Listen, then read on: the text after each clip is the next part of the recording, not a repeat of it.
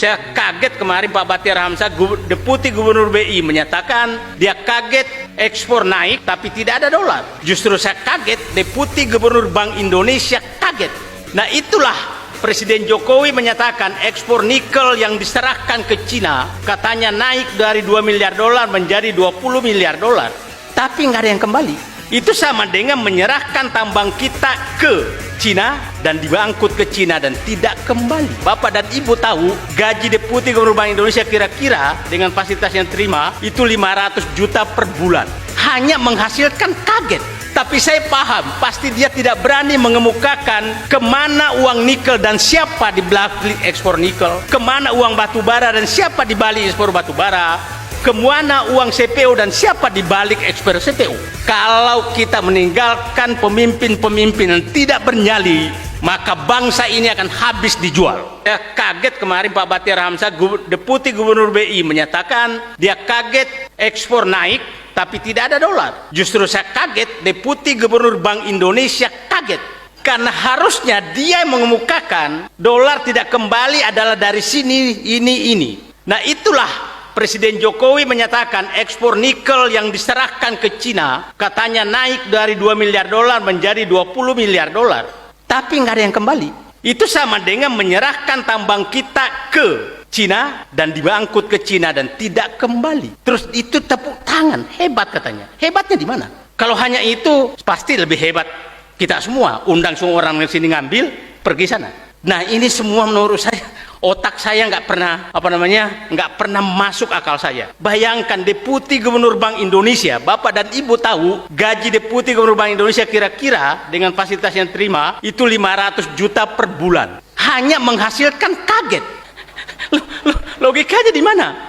Tapi saya paham, pasti dia tidak berani mengemukakan kemana uang nikel dan siapa di balik ekspor nikel, kemana uang batu bara dan siapa di balik ekspor batu bara, kemana uang CPO dan siapa di balik ekspor CPO. Kalau kita meninggalkan pemimpin-pemimpin yang tidak bernyali, maka bangsa ini akan habis dijual. Maka saya katakan negara ini hanya bisa diselamatkan kalau pergantian rezim dari mental kacung kepada orang-orang yang bernyali.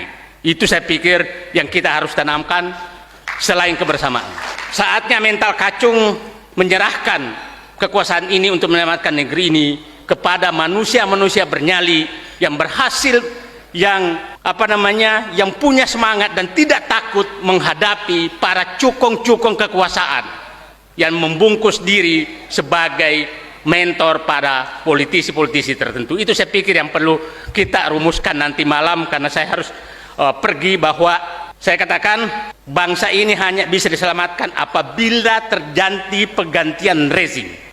Tidak cukup hanya penggantian presiden. Kalau hanya penggantian presiden, rezimnya masih sama, maka 10 hal yang sama saya katakan tadi itu akan berlanjut dan makin dalam. Jadi saya hanya menitip 10 hal tadi. Saya betul-betul berharap bahwa ini penjualan sumber daya alam kita harus hentikan, utang harus kita bayar. Utang ini asal Bapak tahu itu puncaknya nanti kira-kira di akhir pemerintahan berikutnya. Karena dia membuat utang itu jangka pendek, rata-rata 5-6 tahun. Dan bunganya sangat tinggi itu sekitar sekarang 6,2%. Pembayaran pokok utang kita sekarang sekitar 450 triliun bunga saja, 450 triliun. Ditambah pokok kira-kira 500 triliun, jadi 950 triliun hanya bayar utang. Hampir 50% pendapatan negara hanya dipakai untuk bayar utang.